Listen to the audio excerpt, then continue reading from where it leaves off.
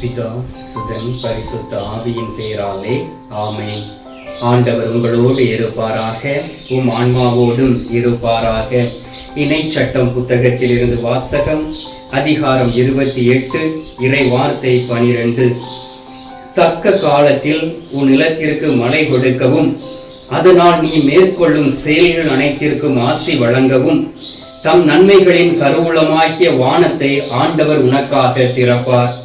நீ பல்வேறு இனத்தாருக்கும் கடன் கொடுப்பாய், நீயோ கடன் வாங்காதிருப்பாய். ஆண்டவரின் அருள்வாக்கு. இறைவா உமக்கு நன்றி.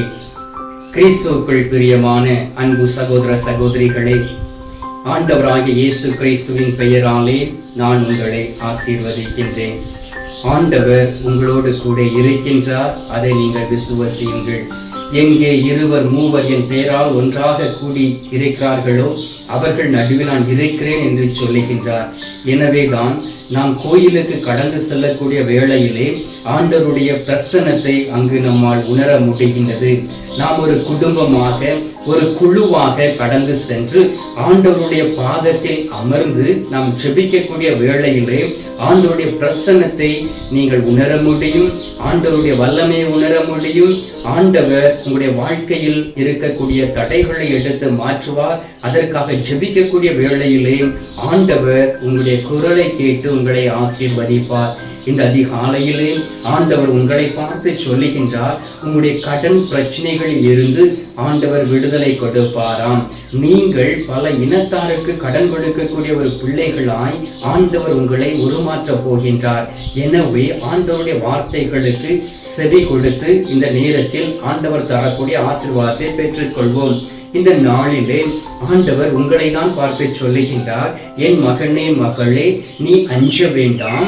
நான் உன்னுடைய வாழ்க்கையில் நான் கடந்து வந்து நீ பட்டிருக்கக்கூடிய கடனுக்காக நான் உன்னை ஆசீர்வதித்து கருவூலத்தில் இருக்கக்கூடிய பொன்னும் பொருளையும் நான் உனக்கு தருவேன் என்று சொல்லுகின்றார்.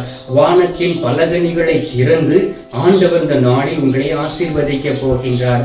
அதற்காக நம் ஆண்டவரை உறுதியாக பற்றி கொள்ள வேண்டும், ஆண்டவரோடு இணைந்து இருக்க வேண்டும். ஆண்டவர் கொடுக்கக்கூடிய அந்த வல்லமையை நாம் பெற்றுக்கொண்டு நமக்கு எதிராய் வரக்கூடிய அனைத்து தடைகளையும் எடுத்து மாற்றும்படியாக ஜெபிக்க வேண்டும். அன்பார்ந்தவர்களே, என்னுடைய வாழ்க்கையில் நடந்த ஒரு சம்பவத்தை உங்களிடம் நான் பகிர்ந்து கொள்கின்றேன். நான் ஏற்கனவே சொல்லி இருக்கின்றேன். அன்பார்ந்தவர்களே, நான் ISROவில் வேலை பார்த்து கொண்டிருந்தேன். ஒரு நாள் ஆண்டவருடைய பணியை செய்து முடித்துவிட்டு அந்த நேரத்தில் நான் குருவானவருக்கு படிக்க வரவில்லை. ஆண்டவராகிய இயேசு கிறிஸ்துடைய பணியை, நற்செய்தி பணியை ஒரு மாதா கோயிலில் உபவாச ஜெபம் நடத்திவிட்டு நான் பஸ்ஸுக்காக காத்திருந்தேன். அந்த நேரத்திலே பஸ் எதுவுமே வரவில்லை, ஒரு வேன் கூட வரவில்லை வீட்டுக்கு கடந்து செல்வதற்கு. அப்பொழுது அந்த கோயிலுக்கு முன்பாக நின்று அன்னை மரியாளுடைய முகத்தை திரும்பி பார்த்து சொன்னேன், அம்மா, தாயே, நீங்கள் எனக்காக ஒரு பைக், மோட்டார் சைக்கிள் எனக்கு நீங்கள் கொடுத்தீர்கள் என்றால் அந்த பைக்கை முழுவதும் உம்முடைய மகனுடைய பணிக்காக நான் பயன்படுத்துவேன் என்று சொல்லி அன்னை மரியாளுடைய முகத்தை நான் பார்த்தேன். அப்பொழுது அன்னை மரியாள் என்னோடு பேசுவதை நான் உணர்ந்தேன். சிறிது நேரத்தில் ஒரு சகோதரன் வந்து, என்ன பிரதர், நீங்க இங்க இருக்கிறீங்க, வாங்க உங்களை வீட்டில் விட்டு விடுகிறேன் என்று சொல்லி என்னை அழைத்து சென்றார்கள். அன்பார்ந்தவர்களே, அந்த நேரத்திலே மாலை வேளையில் நான் வீட்டில் போய் சேர்ந்தேன். வீட்டில் போய் சேர்ந்து ஓய்வெடுத்துக் கொண்டிருந்தேன். இரவு வேளையில் நான் சாப்பிடுவதற்கு இருப்பதற்கு முன்பாக என்னுடைய தாயார் என்னை அழைத்தார்கள். அழைத்து என்னிடம் சொன்னார்கள், என்னிடம் 25,000 ரூபாய் இருக்கின்றது, அதை நான் உனக்கு தருகின்றேன். அந்த பணத்தை வைத்து நீ உனக்காக ஒரு மோட்டார் சைக்கிளை வாங்கிக்கொள், அது உனக்கு உதவியாக இருக்கும் என்று சொன்னார்கள். அந்த வேளையிலே நான் வீட்டின் மாடிக்கு சென்று முழங்கால் படியிட்டு ஆண்டவருக்கு நன்றி செலுத்தினேன். ஆண்டவருக்கு நன்றி செலுத்தி என் தாய் கொடுத்த அந்த 25,000 ரூபாயை வைத்து ஃபைனான்ஸ் முறையில் நான் போய் அந்த மோட்டார் சைக்கிளை வாங்கினேன். அன்பார்ந்தவர்களே, அந்த மோட்டார் சைக்கிளை வாங்கி நான் வீட்டிற்கு வரக்கூடிய வேளையிலே எனக்கு தெரிந்த ஒரு நண்பர் என்னிடம் வந்து ஒரு 10,000 ரூபாயை கொடுத்து, இது உனக்காக நீ வைத்துக்கொள் என்று சொல்லி கொடுத்தார்கள். அன்பார்ந்தவர்களே, அந்த பணத்தையும் அடுத்த நாள் அந்த ஃபைனான்ஸ் போட்டு வாங்கியிருந்த மோட்டார் சைக்கிளுக்காக நான் கொடுத்தேன். கிட்டத்தட்ட 35,000 ரூபாய் எனக்கு சேர்ந்து விட்டது. நான் மோட்டார் பைக்கையும் என் கரத்தில் வைத்திருந்தேன். அடுத்த மாதத்தில் மீதி பணத்தை கொடுத்து அந்த மோட்டார் சைக்கிளை எனக்கு சொந்தமாக்கி கொண்டு, அன்பார்ந்தவர்களை, நான் வீட்டில் இருந்த நாட்களில் முழுவதுமாக அந்த பைக்கை என் ஆண்டவருடைய ஊழியத்திற்காக பயன்படுத்தினேன். அநேக இடங்களுக்கு கடந்து சென்று, அநேக வீடுகளுக்கு கடந்து சென்று ஆண்டவருடைய வார்த்தைகளை அறிவிப்பதற்காக அந்த மோட்டார் சைக்கிளை பயன்படுத்தினேன். இயேசுவின் நாமம் மகிமைப்படுவதாக. இதற்காக நான் சாட்சியாய் சொல்கிறேன் தெரியுமா? நாம் ஆண்டவரை உறுதியாய் பற்றி கொண்டு நமக்கு தேவையை ஆண்டவரிடம் கேட்கக்கூடிய வேளையிலே ஆண்டவர் நமக்குள் இருக்கக்கூடிய தேவைகளை அறிந்து உதவி செய்யக்கூடிய கடவுளாய் இருக்கின்றார். அந்த ஆண்டவர் உங்களை பார்த்து சொல்லுகின்றார், என் மகனே மகளே, நீ கடன்பட்டு இருக்கின்றாயோ, உன்னில் இருக்கக்கூடிய அந்த கடத்தை நான் எடுத்து இந்த மாதத்தில் மாற்றுவேன் என்று சொல்லி இருக்கின்றார். அதற்கான வழியை ஆண்டவர் உங்களுக்கு திறக்க போகின்றார். ஒருவேளை அனைத்து வழிகளும் அடைக்கப்பட்டிருக்கலாம், ஆனால் ஆண்டவர் உங்களுக்காக ஒரு வழியை திறந்து வைத்திருக்கின்றார். அன்பார்ந்தவர்களே, அந்த வழியின் வழியாக நீங்கள் கடந்து செல்லக்கூடிய வேளையிலே ஆண்டவர் வைத்திருக்கக்கூடிய ஆசீர்வாதங்களை நாம் பார்க்க முடியும், அதை நாம் பெற்றுக்கொள்ள முடியும், அவற்றை நாம் சுவைத்துக் கொள்ள முடியும். அதற்காக தான் ஆண்டவர் நாளில் உங்களை பார்த்து மீண்டும் மீண்டுமாய் சொல்லுகின்றார். இணைச்சட்டம் 15வது அதிகாரம் 6வது வார்த்தையில் சொல்லப்பட்டு இருக்கின்றது, நீ பல இனத்தாருக்கும் கடன் கொடுப்பாய், நீயோ கடன் வாங்க மாட்டாய். நீ பல இனத்தாரையும் ஆளுவாய், உன்னையோ எவனும் ஆளமாட்டான் என்று சொல்லுகின்றார். அன்பார்ந்தவர்களே, ஒருவேளை நீங்கள் வேலை செய்த இடத்தில் உங்களுடைய பதவி மிகவும் குறைந்த பதவியாய் இருக்கலாம், உங்களை யாராவது ஆளுகை செய்து கொண்டு இருக்கலாம், உங்களுக்கு மேலாக மேனேஜர் சொல்லி இருக்கலாம், உங்களுக்கு மேல் அதிகாரிகள் இருக்கலாம். இந்த நாளில் ஆண்டவர் உங்களுக்கு ப்ரமோஷன் கொடுத்து உங்களை ஒரு மேல் அதிகாரியாக உயர்த்த சித்தமாய் இருக்கின்றார். நீங்கள் நம்பிக்கை கொண்டு ஆண்டவரை நோக்கி ஜெபிக்க வேண்டும். நற்கருணை நாதரை நோக்கி ஜெபிக்கக்கூடிய வேளையிலே உங்களுடைய நம்பிக்கையின் அடிப்படையில் ஆண்டவர் அந்த பதவியை உங்களுக்கு தரப்போகின்றார். ஹல்லேலூயா, ஹல்லேலூயா, ஹல்லேலூயா. அன்பார்ந்தவர்களே, இதுதான் ஆண்டவரை தேடக்கூடிய பிள்ளைகளுக்கு ஆண்டவர் வைத்திருக்கக்கூடிய அற்புதம் அதிசயமாகவும் இருக்கின்றது. ஏனென்றால் சில வேற சூழ்நிலைகளை நாம் கடன்பட்டு போகின்றோம். எதற்காக கடன் வாங்குகின்றோம் தெரியுமா? சில நேரங்களில் எதிர்பாராத ஆக்சிடென்டா இருக்கலாம், அல்லது வீட்டில் நடந்த ஒரு நிகழ்ச்சியா இருக்கலாம், அல்லது நாம் வெளியிலே போக நோய்வாய்ப்பட்டு இருக்கலாம், அல்லது மற்றவர்களுக்கு உதவி செய்திருக்கலாம். பல வகையில் அந்த கடன் சூழ்நிலைகள் நம்மை உருக்கி கொண்டு இருக்கும், அதனால் வந்திருக்கலாம். ஆனால் இந்த நாளில் நீங்கள் நல்ல ஒரு புத்தியோடு செயல்பட வேண்டும் என்று ஆண்டவர் சொல்லுகின்றார். ஏனென்றால் உங்களுக்காக நீங்கள் எதையாவது சேர்த்து வைத்திருக்க வேண்டும். இந்த உலகத்தில் நாம் எதையாவது சேர்த்து வைக்கக்கூடிய வேளையிலே பூச்சும் துரும்பும் அதை அரித்துவிடும் என்று ஆண்டவர் சொல்லுகின்றார். ஆனாலும் நீங்கள் உங்கள் உழைப்பில் இருந்து சில பொருட்களையோ பணங்களையோ நீங்கள் சேர்த்து வைத்தீர்கள் என்றால் அது உங்களுக்கு பயனுள்ளதாக இருக்கும். அதை தான் 3 யோவான் 2வது வசனத்தில் சொல்லப்பட்டு இருக்கின்றது, அன்புக்குரியவரே, நீர் ஆன்ம நலத்தோடு இருப்பது போல உடல் நலத்தோடும் இருக்கவும் அனைத்தும் இனிதே நிகழவும் வேண்டுகிறேன் என்று ஆண்டவர் சொல்லுகின்றார். ஏனென்றால் உங்களுடைய வாழ்க்கையில் ஆண்டவர் உங்களுக்கு தரக்கூடிய அந்த ஆசீர்வாதம் எப்பொழுதும் உங்களை தங்கும் என்று சொல்லுகின்றார். நீங்கள் ஆன்ம நலத்தோடு வாழ வேண்டும், அதுபோல உடல் நலத்தோடும் வாழ வேண்டும். எனவே இது எல்லாவற்றையும் நிகழ்த்தக்கூடிய கடவுள் நானாய் இருக்கிறேன் என்று சொல்லுகின்றார். நாம் என்ன செய்கின்றோம் தெரியுமா? ஆண்டவரை தேடாதபடி மனம் போன வாழ்க்கையில் வாழக்கூடிய வேளையிலே, இந்த உலகபூர்வமான வாழ்க்கையில் வாழக்கூடிய வேளையிலே சொத்து சுகங்கள் பாசங்கள் பந்தங்கள் எல்லாவற்றையும் இழந்து போகின்றோம். ஒரு பிரிவினையோடு நாம் வாழ்ந்து கொண்டு இருக்கின்றோம். ஆண்டவர் இந்த நாளில் அந்த பிரிவினையும் சூழ்நிலைகளை எடுத்து மாற்றப் போகின்றார். உங்களுடைய பிரச்சனைகளிலிருந்து விடுதலை கொடுக்க போகின்றார். கடன் தொல்லையிலிருந்து விடுதலை கொடுக்க போகின்றார். உங்களை கடன் கொடுக்கக்கூடிய பிள்ளைகளாய் உங்களை மாற்ற போகின்றார். எனவே ஆண்டவரை மீது நம்பிக்கை வைத்து நாம் விசுவசிப்போம். ஆண்டவரே, இந்த காரியங்கள் நீர் எனக்கு செய்ய போகிறீர் என்று நாம் ஆண்டவரிடம் கேட்போம். அதே போல் அன்பார்ந்தவர்களே, இன்னொரு நிகழ்ச்சி நான் உங்களுக்கு பகிர்ந்து கொள்கின்றேன். ஒரு முறை அப்பொழுதுதான் இந்த மொபைல் போன் இந்த உலகத்தில் அறிமுகப்படுத்திய நாட்கள். அந்த வேளையிலே நான் முதலாக ஆண்டவரிடம் ஜெபித்தேன்.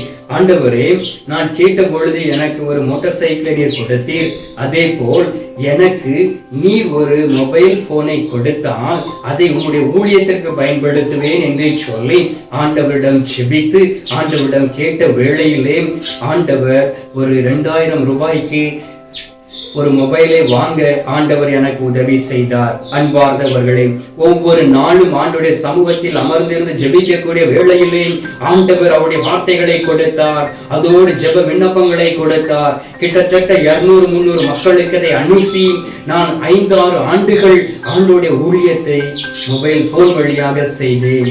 ஆம் அன்பார்ந்தவர்களே, ஆண்டவர் மீது நாம் நம்பிக்கை வைத்து அவருக்கு வாக்கு கொடுக்கக்கூடிய வேளையிலே உண்மையிலும் உண்மையுமாக ஆண்டவர் அற்புதத்தை செய்வார். ஆண்டவர் உங்கள் வாழ்க்கையில் இருக்கக்கூடிய பிரச்சனைகளை எடுத்து மாற்றுவார். குறிப்பாக கடன் பிரச்சனைகளை எடுத்து முழுவதுமாய் எடுத்து மாற்றுவார். இணைச்சட்டம் 14வது அதிகாரம் 2வது வார்த்தையில் சொல்லப்பட்டு இருக்கின்றது, நீங்கள் உங்கள் கடவுளாகிய ஆண்டவரின் தூய மக்களினம் மண் உலகின் மீது உள்ள எல்லா மக்களினங்களிலும் உங்களையே தன் தனி சொத்தாக ஆண்டவர் தெரிந்து கொண்டார். உங்களை தான் ஒரு தூய மக்களினமாய் ஆண்டவர் தேர்ந்தெடுத்திருக்கின்றார். உங்கள் குடும்பத்தை தான் தேர்ந்தெடுத்திருக்கின்றார். எனவே இந்த நேரத்தில் ஆண்டவரே, நாங்கள் உம்முடைய உரிமை சொத்து என்று சொல்லி ஆண்டவர் மீது நம்பிக்கை வைத்து அவரிடம் நாம் செபிப்போம். ஆண்டவர் உங்களுடைய வாழ்க்கையில் இருக்கக்கூடிய கடன் தொல்லையில் இருந்து உங்களுக்கு விடுதலை கொடுப்பார். எனவே இந்த நேரத்தில் ஆண்டவர் தரக்கூடிய ஆசீர்வாதத்தை பெற்றுக் கொள்வதற்கு முன்பாக நம்முடைய தேவைகள் எல்லாவற்றையும் ஆண்டவருடைய பாதத்தில் சமர்ப்பிப்போம். ஆண்டவர் தரக்கூடிய அந்த விடுதலை பெற்றுக் கொள்வோம். இந்த நேரத்தில் நாம் ஜெபிக்கலாமா? நாம் இப்பொழுது ஜெபிப்போம். எங்கள் பரலோக தந்தையே, இயேசு கிறிஸ்துவே, தூயனல் ஆவியே, தந்தை, இந்த அருமையான காலை பொழுதிற்காக நன்றி சொல்லி உம்மை துதிக்கிறோம். ஆண்டவரே, இதோ தூயாதி தூயவராகவும் பரிசுத்த தெய்வமாகவும் இதோ இந்த பலிபீடையின் மீதில் இருந்து எங்களை முகமுகமாய் பார்த்து கொண்டு இருப்பதற்காக நன்றி சொல்லி உம்மை துதிக்கிறோம். தகப்பனே, தந்தையே, ஒவ்வொரு நாளும் அற்புதமாய் எங்களை ஆசீர்வதிப்பதற்காக நன்றி. ஆண்டவரே, எங்களுடைய வாழ்க்கையில் அற்புதங்களை நிகழ்த்தி கொண்டு இருப்பதற்காக நன்றி. மீகா 7:15 சொன்னீரேன், இதோ நான் உன்னை அதிசயங்களை காண பண்ண செய்வேன் என்று வாக்கு கொடுத்தீரேன்.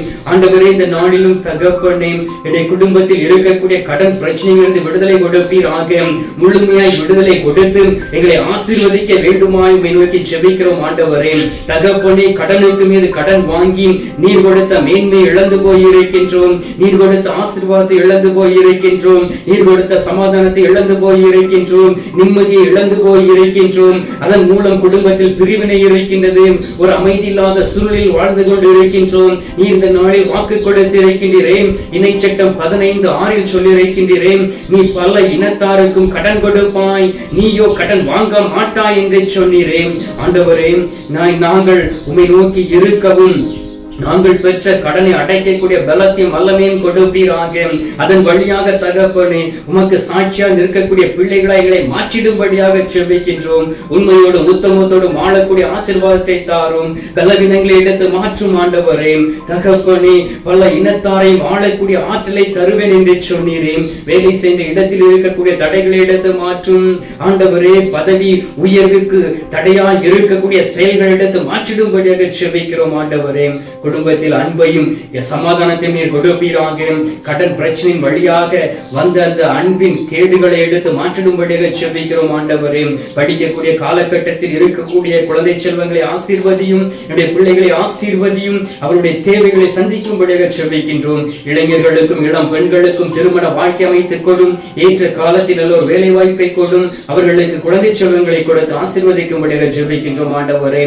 தகப்பனே, முதிய வயதில் இருக்கக்கூடிய பிள்ளைகளை ஒப்புக் கொடுக்கின்றோம். உன்னுடைய தலை நரைத்தாலும் நான் உன்னை கைவிட மாட்டேன் என்று சொன்னீரேன். ஆண்டவரே, இந்த முதிய வயதில் எனக்கு யார் இருக்கிறார் என்ற இயக்கத்தோடு இருக்கிறவர்களை நீ சந்திக்கும்படியாக செபிக்கிறோம் ஆண்டவரே.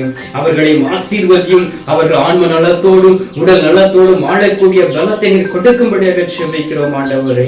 Thank you Jesus. அவர்களுக்கு எதிராய் வரக்கூடிய பகைவர்களை அப்புறப்படுத்தி நீர் அவர்கள் மகிழ்ச்சியோடும் சந்தோஷத்தோடும் வாழக்கூடிய ஆற்றலையும் பலனையும் கொடுத்திரும்படியாக செபிக்கின்றோம் தகப்பனே. நீரே பெரியவரும் வல்லவருமாய் இருக்கின்றீர். தடைகளை எடுத்து மாற்றிருப்பதற்காக நன்றி. கடன் பிரச்சனையிலிருந்து பிள்ளைகளுக்கு விடுதலை கொடுத்திருப்பதற்காக உமக்கு நன்றி சொல்லி உம்மை துதிக்கின்றோம். மீட்பரும் இரட்சகருமான இயேசுவின் திருக்கரத்தில் ஒப்புக் கொடுத்து எங்கள் தாய் கன்னிமரியாள் வழியாக ஜெபிக்கின்றோம் எங்கள் நல்ல தந்தையே.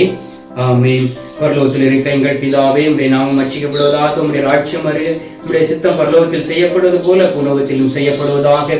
எங்கள் அனுதின உணவை எங்களுக்கு இன்று அளித்தருளும். எங்களுக்கு தீமை செய்தவர்களை நாங்கள் பொறுப்பது போல எங்கள் பாவங்களை பொறுத்தருளும். எங்களை சோதனைகள் விடாதையும் தீமையிலிருந்து ரட்சித்தருளும். ஆமென். அம்மா தாயே, ஆரோக்கிய மாதாவே, வேளாங்கண்ணி அன்னையே, அமலோற்ப தாயே, நீங்கள் இந்த உலகத்தில் வாழும் பொழுது எந்த ஒரு கடன் பிரச்சனையும் எழுந்து விடாதபடி மிகவும் மகிழ்ச்சியோடும் சந்தோஷத்தோடும் வாழ்ந்தது போல் இந்த குடும்பங்களும் வாழக்கூடிய பலத்தையும் ஆசீர்வாதத்தையும் உமது மகனிடம் பரிந்து பேசி பெற்றுக் கொடுக்கும்படியாக ஜெபிக்கிறோம். தாயே, அருள்நிறைந்த மரியே வாழ்க, கர்த்தர் உடனே பெண்களுக்கு ஆசீர்வதிக்கப்பட்டவள் நீரே, உம்முடைய திரு வயிற்றின் கனியாகிய இயேசுவும் ஆசீர்வதிக்கப்பட்டவரே. அஜிஷ்ட மரியே, சர்வேசுடைய மாதாவே, பாவிகளாக இருக்கிற எங்களுக்காக இப்பொழுதும் எங்கள் மரண நேரத்திலும் வேண்டிக் கொள்ளும். ஆமீன். பிதாவுக்கும் சுதனுக்கும் பரிசுத்த ஆவிக்கும் மகிமை உண்டாவதாக. ஆதியில் இருந்தது போல இப்பொழுதும் எப்பொழுதும் என்றென்றும் இருப்பதாக. ஆமென்.